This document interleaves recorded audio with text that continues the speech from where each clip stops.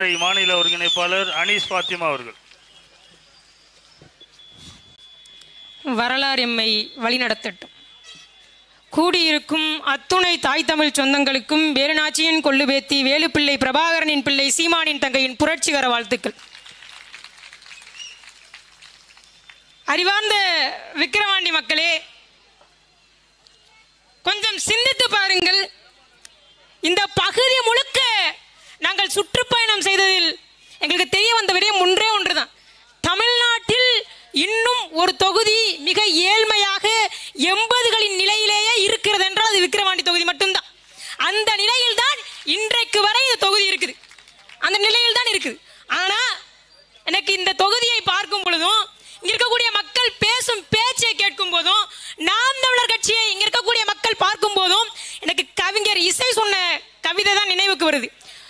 அந்த குப்பை தொட்டிக்கு ஒரே ஒரு வருத்தம் தான், அந்த குப்பை தொட்டிக்கு ஒரே ஒரு வருத்தம் தான். அந்த குப்பை தொட்டியில் எந்த குப்பைகளும் இல்லாத போதும் அது குப்பை தொட்டி என்றே அழைக்கப்பட்டது. அதுதான் அந்த குப்பை தொட்டிக்கு வருத்தம் என்று எழுதியிருந்தார். இந்த மண்ணில் விதைக்கப்படுகிற அரசியலான சாதி மத போதை, அந்த பண அரசியல் ஏதுமல்லாது ஒரு பிள்ளைகள் மாற்று அரசியலை உண்மைந்து உங்களை வைக்கும் போது நீங்க என்ன ஆளுக? ஓட்டு கேட்டு வருபவர்களிடம் நீங்க என்ன ஆளுக என்று கேட்கிற கேள்வி எப்படி இருக்கு தெரியுமா? அறிவார்ந்த பெருமக்களே, 60 ஆண்டு காலமாக இந்த மண்ணில் உங்களை திராவிட ஆட்சியாளர்கள் ஆண்டிருக்கிறாங்க. இன்னும் உங்களுடைய வீடுகள் சிதிலமடைந்த நிலையில தான் இருக்கு. இன்னும் உங்களுடைய வீடுகளில் அடிப்படை கழிப்பறை வசதி இல்லை. ஒரு நாட்டில் மிக முக்கியமானது என்ன? ஒரு மக்களுடைய ஆரோக்கியம் இல்லையா? அந்த ஆரோக்கியத்திற்கு அடித்தளம் என்ன? கழிப்பறை வசதி இல்லையா? அந்த கழிப்பறை வசதியை கூட உங்களுக்கு செய்து தராத ஆட்சியாளர்களை மீண்டும் மீண்டும் மீண்டும் வெறும் அற்ப உங்களுடைய சமூகத்திற்காக நீங்கள் தேர்ந்தெடுக்கிறீர்கள் என்றால் எதை நீங்கள் உங்கள் அடுத்த தலைமுறைக்கு விட்டு செல்ல போறீங்க? உங்களுடைய அடுத்த தலைமுறைக்கும் இதே சிதலமடைந்த வீடுகளையும், இதே கழிப்பறை இல்லாத வீடுகளையும், இதே சாலை இல்லாத தெருக்களையும் தான் நீங்கள் விட்டுட்டு போக போறீங்களா? அறிவார்ந்த பெருமக்களை ஒரு முறை சிந்தியுங்க. நாங்கள் உங்களுக்கு ஒரு வாக்கு தருகிறோம், நாங்கள் உங்களுக்கு ஒரு உறுதி தருகிறோம். நாம் தமிழர் கட்சி பிள்ளைகள் அத்தனை பேரும் உறுதி தருகிறோம்.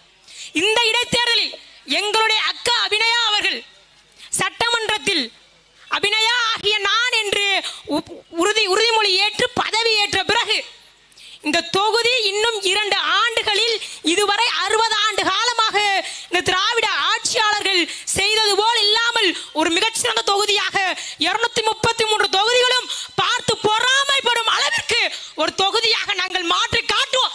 அப்படி ஒரு வேளை மாற்றி காட்டவில்லை என்றால் சத்தியமிட்டு சொல்கிறோம், நாம் தமிழர் கட்சி பிள்ளைகள் யாரும் அடுத்த முறை உங்களிடம் வாக்கு கேட்டு வரமாட்டோம். இது எங்களுடைய தலைவன் மீது சத்தியம். ஒரு முறை இந்த எளிய பிள்ளைகளுடைய கையில் அதிகாரத்தை கொடுங்க. எத்தனை நாட்கள் இன்னும் இந்த பிள்ளைகளை பேச விட்டு வேடிக்கை பார்த்து கொண்டிருப்பீங்க? ஒரு முறை சிந்திங்க. அறிவார்ந்த மக்கள், உலகிற்கே அறிவை கடல் கொடுத்த தமிழினம், இந்த தமிழினம் இன்னும் வீழ்ந்து கிடப்பதா? இன்னும் சாதி மத போதையில் மூழ்கி கிடப்பதா? அறிவார்ந்த மக்களே, ஒரே ஒரு முறை சிந்தித்து வருகிற சட்டமன்ற தேர்தலிலே வரிசை எண் 2 இருக்கக்கூடிய மைக் சின்னத்தில் அழுத்தி, ஒளிவாங்கி சின்னத்தில் அழுத்தி எங்களுடைய அக்கா அபிநயா அவர்களை சட்டமன்றத்திற்கு அனுப்புங்கள்.